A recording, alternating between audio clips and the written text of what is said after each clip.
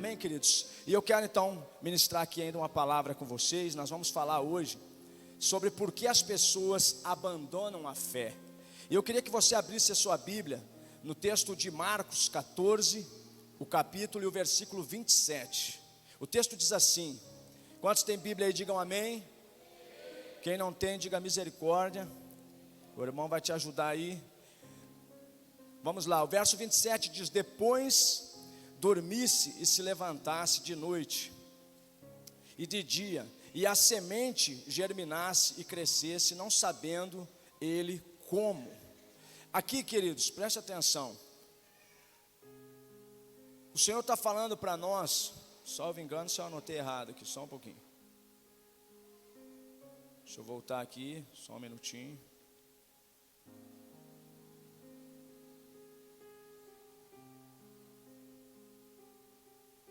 Não, tá certo, é isso aí. Aqui Jesus está falando, nesse texto, primeiramente ele começa falando nesse texto, e depois eu quero ler o outro. Ele está falando sobre germinar, sobre uma raiz que ela cria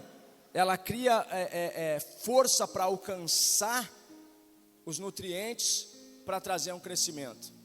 Ele está falando sobre essa raiz, e esse texto aqui, queridos, perdão, mas eu sabia que eu estava fazendo alguma coisa errada. É a minha Bíblia que não está no lugar certo, gente, desculpa aí, vamos lá. Presta atenção, agora sim. Isso. Então lhe disse Jesus: todos vós escandalizareis, porque está escrito: ferirei o pastor e as ovelhas ficarão dispersas. Esse é o texto. Eu estava em 4 e é 14. Aqui Jesus está dizendo que quando o pastor é ferido, as ovelhas dispersam. Primeiro ponto, para que as pessoas elas abandonem a fé. Primeiro ponto, frustração. Por onde vem a frustração, pastor? Por alguém que talvez está dando um mau exemplo, um mau testemunho. Por isso o texto está falando: ferirei o pastor e as ovelhas se dispersarão. Isso aqui que eu vou falar é muito duro.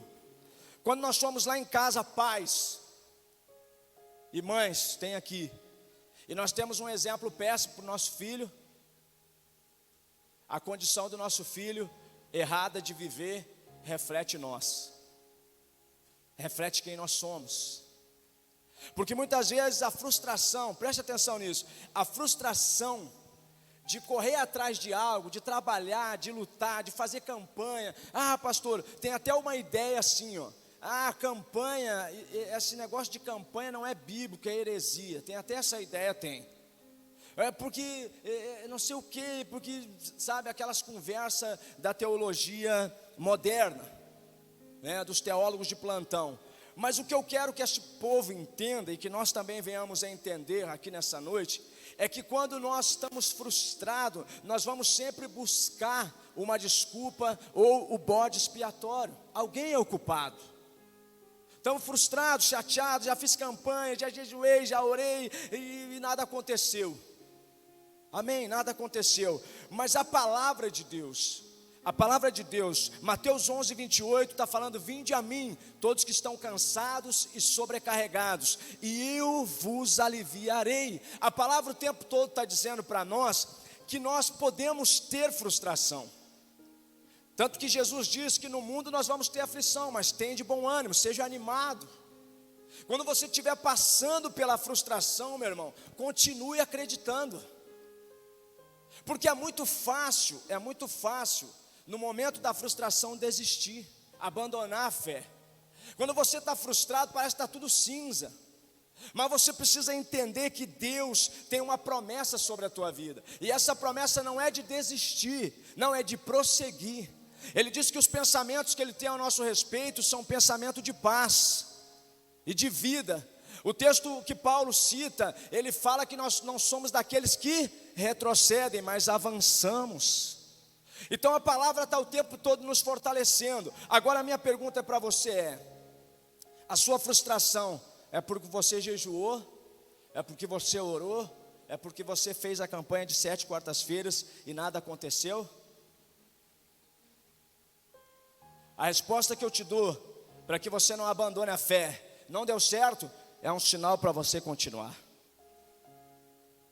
Não aconteceu nada? Não, então está bem próximo de acontecer, continua. Pastor, eu comecei a jejuar, comecei a orar, parece que o diabo, Satanás se levantou. Pois então, agora sim, essa é a boa notícia. Está dando certo a tua oração, continua. Está dando certo o teu jejum, tudo se levantou contra ti, foi, pastor. Eu vou morrer, não vai morrer. É porque a tua conquista, ela vai além disso que está enfrentando você. Amém? Então você precisa tomar essa posição de falar o seguinte: tem frustração? Tem problema? Tem, mas eu vou enfrentar. Amém? Porque o Senhor está te dando essa condição. Preste atenção aqui: se você permitir a frustração entrar, você vai abandonar a fé. Porque a frustração, ela estressa. Você quer ver para o homem, isso é terrível. O homem fica azedo. Ele dá-lhe pataço na mulher, dá-lhe coice nos filhos. O cachorro vê ele, abandona a casa. Vocês já viram o cachorro que foi embora de casa? Por causa do dono? Tem cachorro que se desespera e vai embora. Porque o homem, ele é diferente da mulher. O homem, ele concentra a atenção, né? Ele concentra.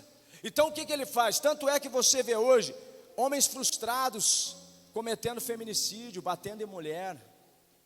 Seria, há um tempo atrás, para os homens vergonha fazer isso. Hoje não, virou moda. A frustração, gente, deixa o homem azedo e torna ele nocivo, destrutivo. Um homem sem fé, ele é um problema para a sociedade. Que isso, pastor? Estou falando para você. Um homem sem fé, ele frustra e ele vira um problema para a sociedade. Ele vira um problema tão terrível, queridos, ao ponto de você ligar a TV e ela está derramando sangue. Porque mulher morreu aqui, é só isso que acontece hoje. Parece que virou uma moda.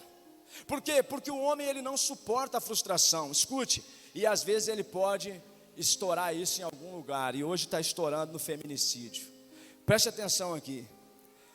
A frustração, ela vem de quando nós não conseguimos alcançar o objetivo, ou aquilo que nós estávamos elaborando, planejando.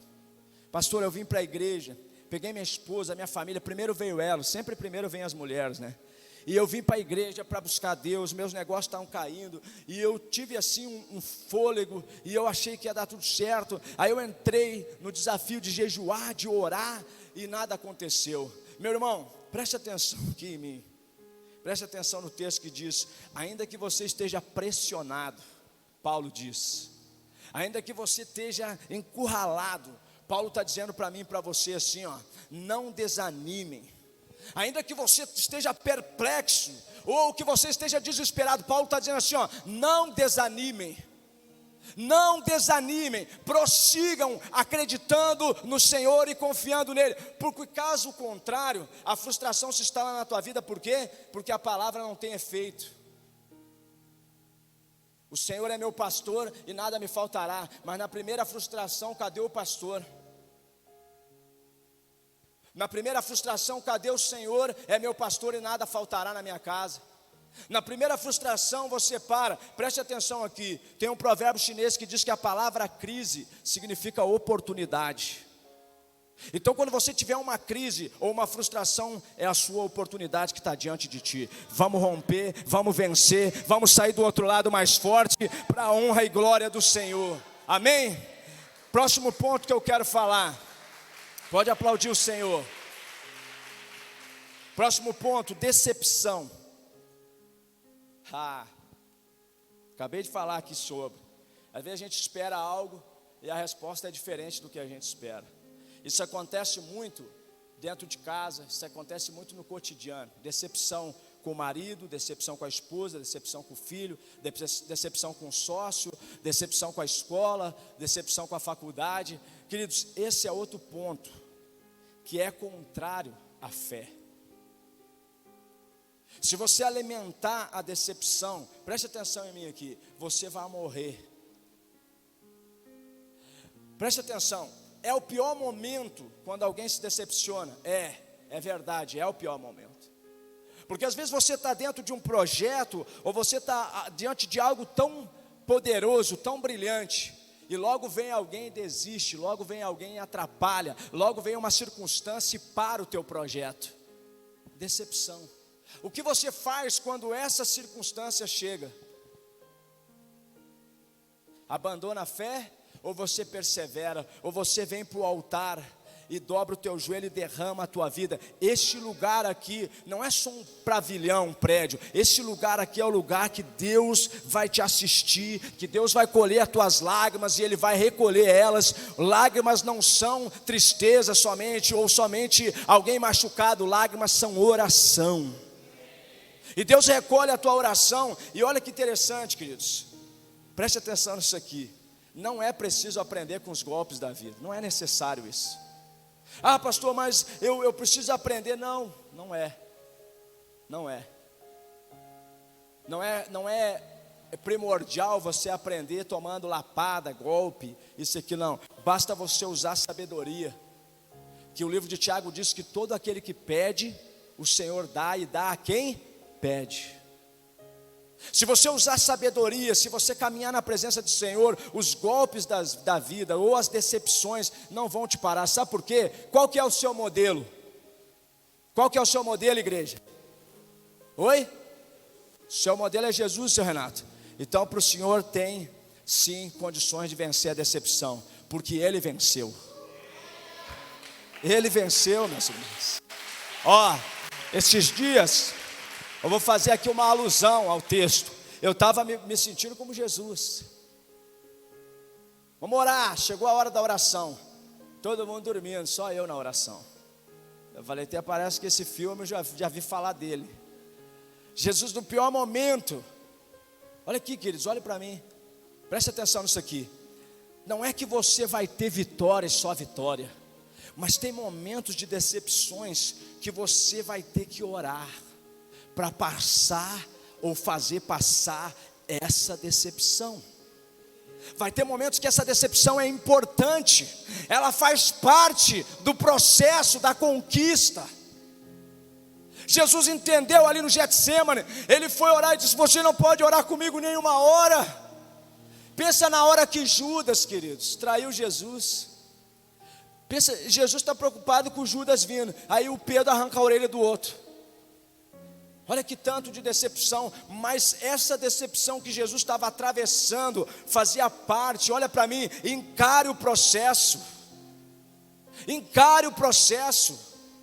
Gente, por favor, pare de reclamar. A reclamação é o oposto à adoração. A murmuração se opõe à adoração a Deus. Não tem como o Espírito Santo vir nos confortar, nos socorrer, se na nossa boca tem murmuração. Ei, quando a decepção chegar na sua vida, encare como um processo. Olhe e diga assim, agora que eu deposito mais confiança, agora que eu confio mais no projeto, essa decepção é um sinal que eu vou chegar do outro lado. Amém? Você precisa alimentar-se da palavra da fé. O processo, queridos, preste atenção aqui. O processo, geralmente, ele causa, às vezes, na gente medo. E o medo é um sentimento ruim para quem está em algum processo. O medo paralisa. E é por isso que a decepção tem que ser interpretada por nós, cristãos, filhos de Deus, como uma oportunidade. Oportunidade. Pois é, me decepcionei. Não é essa pessoa. Olha para mim aqui. Eu tenho um testemunho muito violento para falar para vocês aqui sobre decepção. Quem aqui já projetou alguém para ser teu braço direito? No trabalho, sei lá, na escola. Quem já fez isso? Só que você projetou pelo teu sentimento e não é aquela pessoa. Já aconteceu isso comigo. Aquela pessoa vem e ela te enfia uma adaga nas costas, te trai. O que você faz, irmão? Você agora está decepcionado. O que eu faço? Continua. porque Deus sabe o porquê daquela decepção. Então continua, que Ele vai abrir a porta, Ele vai botar o próximo. A semente de substituição está chegando. Deus é poderoso, meus irmãos. Preste atenção aqui. Às vezes você está aí decepcionado, sabe como? Se achando um Zé Ninguém. Sentimento de autocomiseração. Eu não sou nada. Meu irmão, olha para mim aqui. Todos aqueles que achar que precisam estar pronto para avançar em alguma coisa, não vão avançar. Agora aquele que se arrisca, aquele que sabe, rapaz, se der problema aqui eu vou ficar muito mal, mas ele está ali, esse Deus olha para ele, está trabalhando, eu vou dar um jeito. Ele vai lá e levanta. A decepção leva o homem a ficar triste, amargurado, cabisbaixo. Preste atenção, o texto de Jesus diz: se o pastor for ferido, as ovelhas se dispersam. Se você está ferido, seus projetos se dispersaram, sua família está dispersando, você está gerando dor, você está machucando a sua família. Se você não tiver focado naquilo que Cristo está falando, eu sou o exemplo de cristão. Aqui a referência é o pastor, mas todos vocês que têm uma família, você pode ser o pastor da tua casa, ou melhor, você deve ser o pastor da tua casa. Então, se a tua família está dispersa, é porque você talvez está vivendo na decepção, na frustração, e nós precisamos rechaçar isso, e vivemos a palavra. Olha para mim aqui, quando eu e você temos essa atitude aqui, que é a atitude que nos faz permanecer na fé, quando nós tomamos uma decisão de sermos guiados somente pela palavra, nós vamos vencer. Eu não cheguei em nenhum lugar na minha vida se não foi sendo guiado pela palavra. Eu passei por decepção, a palavra diz isso. Eu passei por frustração, a palavra diz isso. Próximo ponto, que para o homem faz ele abandonar a fé: cansaço. Quando estamos muito tempo trabalhando, insistindo em alguma coisa e não acontece, não vira, não funciona. Aí vem o cansaço. O que acontece quando vem o cansaço? O que acontece? Primeira coisa que nós abandonamos. Quem quer arriscar? Quem quer arriscar? Quem quer arriscar? O altar. Olha para mim aqui, queridos, não sejam tolos. Quando você estiver cansado, escuta o que eu estou falando para ti. Quando tu estiver moído, vem para o altar. Quem ouviu a canção Me Refaz? É Deus te quebrando, maluco. Ele vai te fazer de novo. Você está trabalhando, tá? Dignamente, sim. Cansando, estou muito cansado. Olha para mim, o meu testemunho que eu sempre falo para vocês. Na celulose, o tempo que eu fiquei na celulose rio-grandense, 12 horas de horto florestal. Chorava de noite indo para a fazenda, dizendo: eu vou morrer. O cansaço, o esgotamento, e eu com o ministério em pleno crescimento do meu ministério, e eu com cansaço na madrugada, eu parava no meio da faixa e dizia: Senhor, se tu não me fortalecer, eu vou morrer, eu vou virar essa caminhonete, eu vou bater contra um caminhão. Se o Senhor não vir me ajudar, eu não aguento, eu não dou conta. O que Deus fez? Eu tenho controle. E eu sempre ouvi a voz de Deus: Jonas, tu vai desistir, tu vai abandonar a fé de novo. E Deus falava comigo nesse momento: de novo tu está reclamando, Jonas. E eu recobrava as forças, falava: Senhor, amém, eu vou em diante. Presta atenção, quando nós cremos em Deus, e não nas situações, nem nas circunstâncias, Ele resolve tudo de forma extraordinária. Segundo ano nessa empresa, parou uma caldeira na empresa em Guaíba, porque ia explodir a cidade, aquela caldeira. E a minha equipe foi liberada. E eu fiquei em casa, no refrigério, no ano sabático, por 1 ano, recebendo salário. Ei, preste atenção, Deus viu a minha entrega, Deus viu que eu mesmo cansado, eu escolhi crer nele. Eu escolhi não abandonar a fé. Eu falei: Senhor, eu vou ficar, eu não vou fechar a célula, eu não vou abandonar o culto que eu fazia na quinta-feira na sede, eu vou regimentar. A bispa falava: esse culto tem que subir para 100. Eu falei: vamos embora, vamos atrás. Tem que abrir célula, vamos embora, vamos atrás. Eu levantava às vezes, que depois de 4 horas de sono tonto. Sabe o que alguém vai dizer para mim? Não é isso aí que Deus quer. Pastor, Deus não quer isso aí, pastor. Deus quer que as pessoas tenham bem-estar, a família, e não sei o que, não sei o que. Eu sei, irmão. Deus quer isso para ti, sabe por quê? Porque tu é mais santo que eu. Eu obedeci a Deus porque eu havia perdido muito tempo da minha vida, fazendo as coisas erradas. Então eu estava remindo o tempo. Por isso eu nunca me chateei com Deus. Agora tem gente que ele está cansado fisicamente e mentalmente. Por quê? Porque Deus deve a ele. Não é ele que deve a Deus, é Deus que deve a ele. Quando você entende que somente Deus, por meio do Espírito Santo, quando você decide confiar nele, pode renovar as tuas forças, a tua vida muda. Ô queridos, olha para mim aqui. Eu chegava em culto, na sede, detonado. Depois que eu levantava o meu joelho daquele altar, parecia que eu era um novo homem. Minha esposa está ali para falar. Eu entrava na igreja chorando, já aqui, ó, tremendo o beicinho, com as pernas bambas, falando, nossa, cheguei. Eu subia aquela escada da sede, segurando o corrimão. Eu chegava no altar e eu me debruçava e Deus vinha, meu irmão. Tirava a dor, tirava sono, tirava tudo. Deus me abençoava, eu saía dali um gigante. Eu trocava de roupa no banheiro, a minha mulher me largava no carro na esquina da igreja e eu ia para Guaíba. E essa loucurada o tempo todo, eu imagino ela sofrendo junto comigo. Quando você passa por cima de circunstâncias, Deus faz como que ele fez com Pedro. Ele te bota no lugar de novo, fala, vai, irmão, vai. Quando chegou a minha vez de regozijar, eu entendi isso. Eu não posso nunca, em nenhuma circunstância, abandonar a fé. Amém? O próximo ponto que eu quero falar, que é o quarto, a natureza reivindicatória. Esse aqui é cruel, gente. A gente reivindica a posição, título, né? Eu sou. Meu irmão, aqui na igreja você não é nada. Aqui na igreja você é um filho de Deus, ou melhor, todos nós somos filhos de Deus. Não reivindique porque você ora, porque você é líder de célula, porque você é cristão há 20 anos, há 30 anos, não. Se dobre diante da potente mão do Senhor. Se dobre diante dele. Queridos, não vá para o caminho da dura serviço. Não vá para esse caminho. Não comece a pender para esse caminho. Isso vai enfraquecer você vai embora da igreja.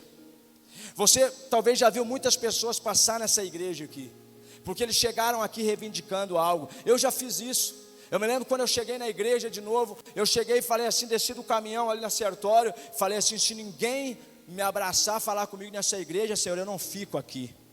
Eu acho que Deus riu da minha cara. Ele falou, vai te enxergar, rapaz. Tu tá no lixo, tá falando essas besteiras. E eu entrei na igreja cheio da reivindicação. Deus, se essa igreja não ama, se a igreja não cuida, se a igreja não alcança, eu não venho mais. Eu não sei o que eu vou fazer, eu vou morrer. Ele falou, sujeito, vou te dar um arrego. Aí alguém teve misericórdia e me juntou lá.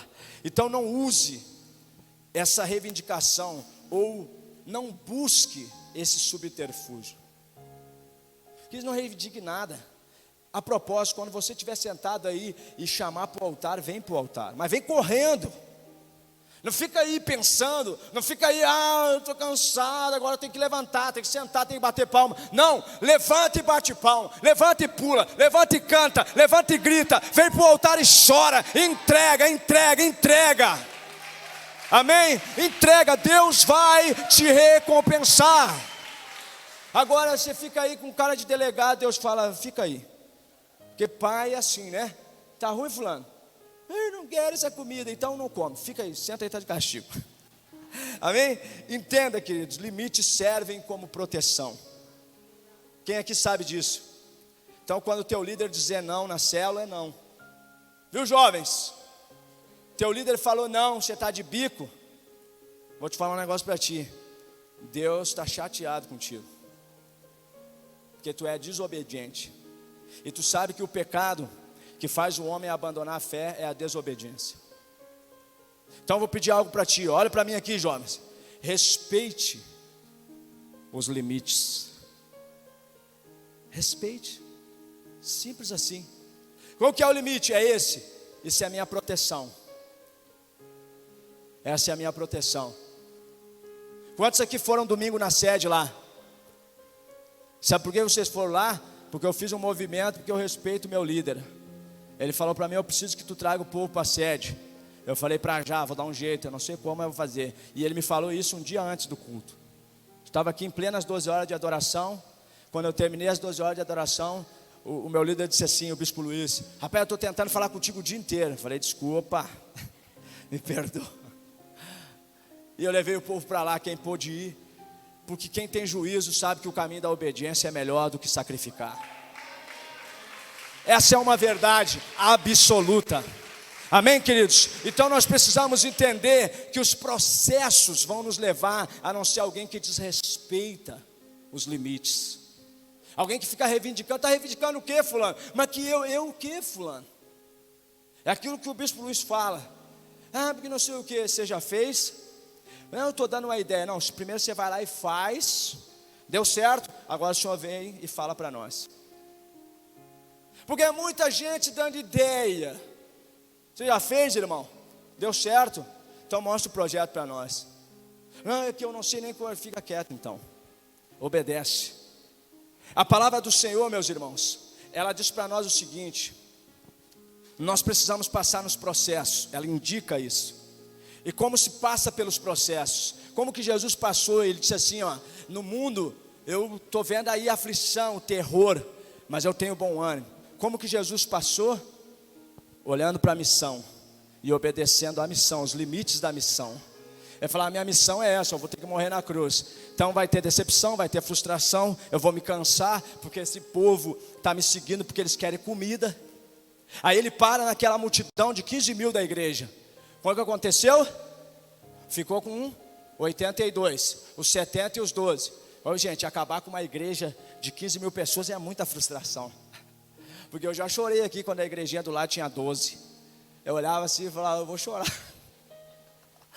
E pensa Jesus, ele deu um discurso e eles falaram, dura essas palavras, Jesus. Olha o limite sendo desrespeitado. Aí quando ele vira para Pedro, ó quem não quer abandonar a fé. Ó os irmãos da igreja da Cavalhada. Ó os irmãos da igreja da Cavalhada sendo representados por Pedro. O que Pedro falou? Jesus, para onde nós vamos se só tu tens as palavras de vida eterna? Nós vamos ficar. Ei, Jesus, nós estamos vendo o Senhor tomar a maior ruim. Nós estamos vendo o Senhor levar chilapada de todo lado. E eles estão vindo aí para lhe prender. Mas nós vamos ficar. Porque só o Senhor tem palavras de vida eterna. Pensa, queridos, comigo, a fé está à sua disposição. Pegue esse pensamento aqui comigo. Eu fico sempre pensando sobre Timóteo, é uma referência muito grande para mim na Bíblia. E eu lembro que Paulo cuidou muito bem dele para ele não ter sentimento de menos-valia. Então Paulo ungia ele, Paulo falava com ele por cartas, Paulo, tipo assim, abençoava Timóteo, Paulo orientava Timóteo a tomar cuidado, Paulo mostrava os limites de cada coisa para Timóteo. Quando Timóteo está em Corinto, Paulo fala assim para ele, Timóteo, cuidado com as prostitutas cultuais. Elas são filósofas, são muito inteligentes, elas podem te dobrar. Ele mandava uma orientação para o que Timóteo tinha que fazer para levar aquelas pessoas para a igreja. Timóteo, toma cuidado com os fariseus. Toma cuidado com esse e aquilo. E a palavra não é diferente. O Senhor está dizendo para mim e para você assim, ó, toma cuidado com a reivindicação sem critério. Tudo que não tem critério, meu irmão, duvida. Tudo que falarem para ti aí fora, isso e aquilo, queridos, se não tem critério, se não tem prova, duvida, sai de perto. Diga para as pessoas, eu não venho minar minha fé. Eu creio no poder de Deus e eu creio no trabalho da minha igreja. Tem uns abestados por aí que falam contra a igreja que trabalha assim, que trabalha assado. Quando alguém fazer isso contigo, diz assim, cara, eu creio em Deus. Eu sei em quem eu tenho crido, eu não vou duvidar. A minha fé não é de dúvida, a minha fé é de certeza. Eu estou no caminho certo. Não deixe isso roubar você, porque quando você é roubado é porque você permitiu. E o último ponto que eu quero falar é sobre impaciência. Cuidado, as coisas podem não se realizar no tempo que você espera. Quem é que se deu mal? Esaú.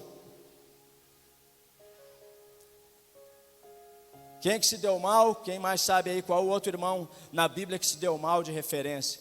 Por ser impaciente. Esaú perdeu o direito de primogenitura por causa da impaciência. nós temos que abandonar esses 5 pontos que eu comentei. Preste atenção, eu quero encerrar dizendo para você: não permita pessoas dizerem para você quem você é e qual é o tamanho da sua fé. Não permita pessoas gerar em ti impaciência, porque quando alguém vem e indica para ti, cara, não, vamos dar um jeitinho, ele está dizendo o tamanho da tua fé. Quando alguém vem para ti e fala assim, não, não é bem assim como o pastor, como a igreja, como a Bíblia fala, mas ele nunca vai usar a Bíblia porque ele tem medo da Bíblia. Ele vai usar a figura do pastor, ele vai dizer, não é bem assim como o pastor fala. Não é bem assim, meu irmão. Quando essas pessoas vêm para ti, elas estão gerando em ti impaciência. Elas estão fazendo com que tu desista de crer que o processo que você precisa passar é saudável e legítimo. Ela está medindo a sua fé, dizendo, ó meu irmão, a tua fé é o que comanda, ela é isso aqui, ó. Porque eu estou te dizendo, tu foi lá e fez o quê? Ao invés de orar, ao invés de buscar paz no coração para realizar o projeto, o que tu fez? Acreditou no irmão, que nunca fez o que você precisa fazer, mas deu uma ideia errada e tu acreditou. Pelo menos pergunte a ele, seja inteligente. Irmão, tu já fez? Não, então vaza, irmão. Ô irmão, deixa eu falar algo para ti, ó. Irmão, tu está prejudicando a igreja, acho que tu tem que ir por revisão de vidas. Fala a ele assim, irmão, vai por revisão de vidas de novo, porque tu tá errado essas tuas ideias aí. Não deixe ninguém que plantar a semente da impaciência no teu coração. Preste atenção nisso. Esse homem chamado Esaú, ele perdeu o seu direito porque era impaciente, não quis esperar. E nós precisamos entender aqui, a palavra de Deus sempre nos ensina que quando nós temos a capacidade de obedecer, de entender, de se humilhar debaixo da potente mão de Deus, Ele vai nos ajudar, Ele vai nos socorrer, a palavra vai se cumprir. Amém? Vamos ler Romanos 4,18. Pode ficar de pé no seu lugar. E nós estamos encerrando. Vamos ler Romanos 4,18. E diz assim o texto: Abraão, esperando contra a esperança, creu para vir ser pai de multidões, ou de muitas nações, segundo lhe fora dito, assim será a tua descendência. E sem se enfraquecer na fé, embora levasse em conta o seu próprio corpo amortecido, sendo já de 100 anos de idade avançada, e de Sara, não duvidou. Olha aqui para mim, gente, preste atenção. Abraão creu contra a esperança. E tudo que eu falei aqui para você é que você vá contra a frustração, contra a decepção, contra a reivindicação, contra o cansaço, contra a impaciência. Como que eu faço isso, pastor? Mantendo a sua fé. A sua fé tem que estar viva e ativa em Cristo Jesus. Porque se você não usar a sua fé, você não consegue. Você abandona a fé, você vai embora, você sai batendo os braços e abandona. Muitas pessoas fazem isso. Não deixe as pessoas te influenciar negativamente. Fé não é pensamento positivo, gente. Tem muita gente usando o pensamento positivo e está se dando mal. Tem muita gente que vem na igreja e usa o pensamento positivo e não consegue nada, gente, não realiza nada. Muita gente vem na igreja e fala assim, por que acontece um milagre na vida do fulano e na minha não? Porque você tem pensamento positivo e não fé. A fé não é pensamento positivo. Ah, mas eu sou positivo, irmão. Te ensinaram errado esses mantras aí, meu irmão. A fé é chamar a existência daquilo que não existe. Pensamento positivo é mantra. É mantra, meu irmão. Te ensinaram o mantra e tu está ali. Não vai adiantar, irmão. Abre a tua boca, irmão, e fala. Abre a tua boca e fala diante de Deus o que tu quer. A palavra diz, o que queres que eu te faça? Abre a tua boca e fala. Ei, você já experimentou profetizar ao seu próprio respeito? Ó, deixa eu falar para você, profeta não precisa falar que profetiza, só profetizar. Amém? Você vai chegar na sua casa, você não vai falar que tu é profeta. Não precisa falar para ninguém que tu é profeta. Não precisa falar isso aí para ninguém, tá? Você vai profetizar. Você vai olhar para a tua situação e vai mudar ela. Quantos querem mudar a tua situação? Outra pergunta e nós vamos orar. Quem quer abandonar a fé aqui? Graças a Deus, ninguém quer. Ninguém quer. Então você que não quer abandonar a fé, assim como Abraão, ele creu contra a circunstância. Ele estava velho, a esposa dele estava velha, e olha que interessante, a fé de Abraão fez o útero de Sara voltar a ovular. O que precisa nascer de novo, ou o que precisa ressuscitar na tua vida? Levanta a tua mão, nós vamos orar. O que precisa ressuscitar? Qual o projeto? Qual o projeto que foi para a gaveta? Qual o projeto que você está decepcionado? Qual foi a frustração? O que falaram para você que você desistiu dos teus sonhos? Hoje o Senhor te desperta nessa noite, para que você receba a esperança, e que você vá contra, talvez, a esperança com fé. Talvez você está numa situação muito difícil hoje aqui. Talvez você está aqui dizendo: é a última vez que eu venho nessa igreja, é a última porta que eu entro. Mas hoje o Senhor te pegou, meu irmão. Era a última porta, agora se transformou na única porta da sua vida, porque o Senhor está te fortalecendo nessa noite, abençoando você, para que você cresça na fé. Levante a sua mão e diga comigo bem alto, em nome de Jesus.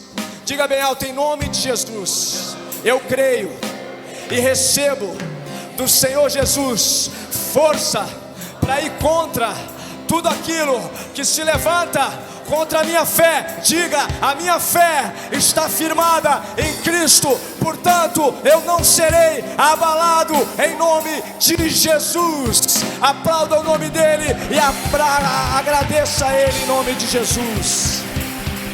Aleluia. Amém. Da sua casa. Isso, levante a mão na direção da sua casa. Que o Senhor te abençoe, que o Senhor levante sobre ti o seu rosto, que Ele te dê shalom. Meu irmão, a verdadeira paz. Vá para o melhor resto de semana da sua vida. O Senhor te abençoou.